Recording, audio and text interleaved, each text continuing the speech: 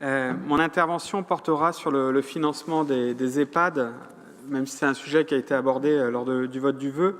On voulait avoir une intervention spécifique sur ce sujet qui est dans l'actualité finistérienne comme nationale très fortement. La situation des EHPAD publics et privés associatifs à but non lucratif est très compliquée, voire dramatique, dans le Finistère comme partout en France, avec 80% des EHPAD, on l'a dit, qui sont en situation de déficit, parfois avec un déficit moyen supérieur à 100 000 € cette année comme les années précédentes. Des fonds propres qui fondent comme neige au soleil, des capacités à investir et à mettre des moyens humains pour accompagner les personnes, leur dépendance et améliorer la prise en charge de ces personnes âgées en perte d'autonomie qui sont considérablement réduites. Depuis des mois, les maires et les élus, présidents de CCAS, directeurs d'établissements publics associatifs nous alertent et réclament de l'État d'agir avant qu'il ne soit trop tard, que ce soit dans les Côtes-d'Armor ou dans le Finistère, avec le mouvement EHPAD public en résistance, animé notamment par le maire de Plouha, Xavier Compin, et le maire de Plorin-les-Morlaix, Guy Pennec. Aux dépenses de personnel plus importantes s'ajoute la flambée des factures d'énergie, de fournitures, de dépenses alimentaires. Beaucoup d'EHPAD sont obligés de fermer des lits faute de personnel, au risque d'aggraver leurs difficultés financières.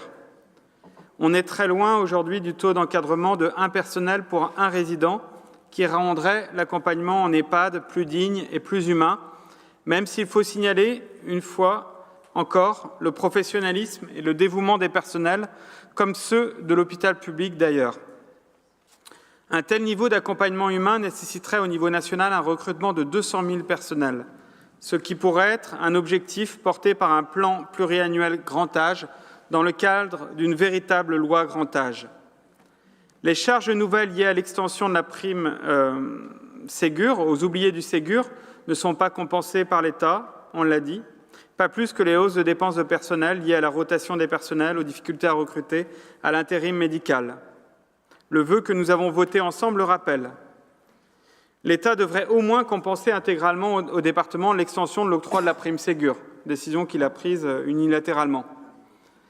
Avec un nombre de personnes âgées dépendantes qui va doubler d'ici 25 ans, le système de financement et d'organisation de l'accompagnement public de la dépendance est à réformer en profondeur et de toute urgence, en prenant en compte le fait qu'il s'agit d'une question de santé publique et d'égalité des droits entre citoyens, entre générations, qui devrait être traitée avant tout dans le cadre de la solidarité nationale et de la sécurité sociale pour la partie dépendance.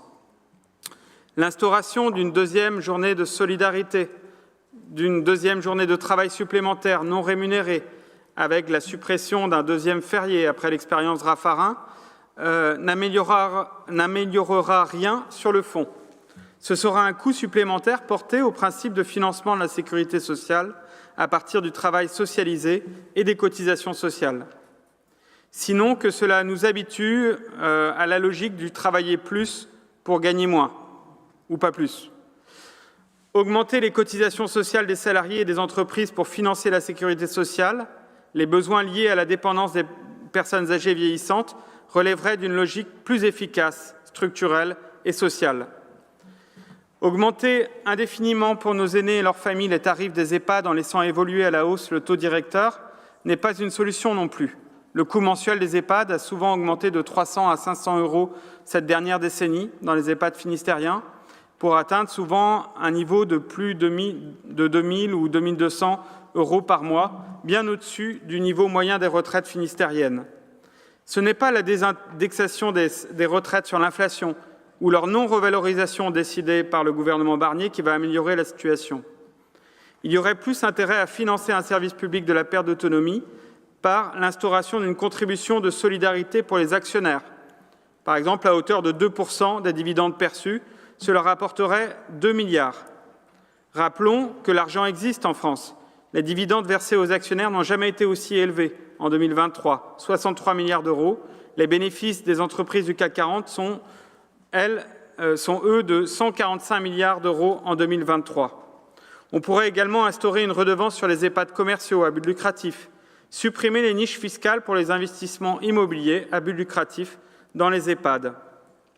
Rappelons que la création de la sécurité sociale en 1945 et 1946 par les ordonnances du CNR mises en œuvre par le ministre communiste du Travail Ambroise Croizat ont permis l'apparition d'un salaire socialisé, d'une partie importante du salaire socialisé, qui a permis l'élévation de la durée de vie, à la fois par le système des retraites et par le système de santé publique.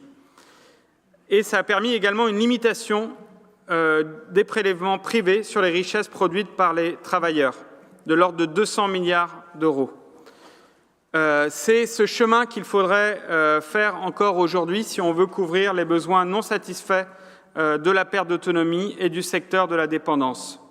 Tout à l'inverse, le gouvernement prévoit cette année une coupe sombre de 3,8 milliards d'euros dans les dépenses de santé publique, ce qui a été très justement dénoncé lors de la manifestation pour les urgences de l'hôpital de Carhaix par la députée du Finistère, Mélanie Thomas. Donc il est urgent de se relever les manches, vraiment, les vieux méritent mieux.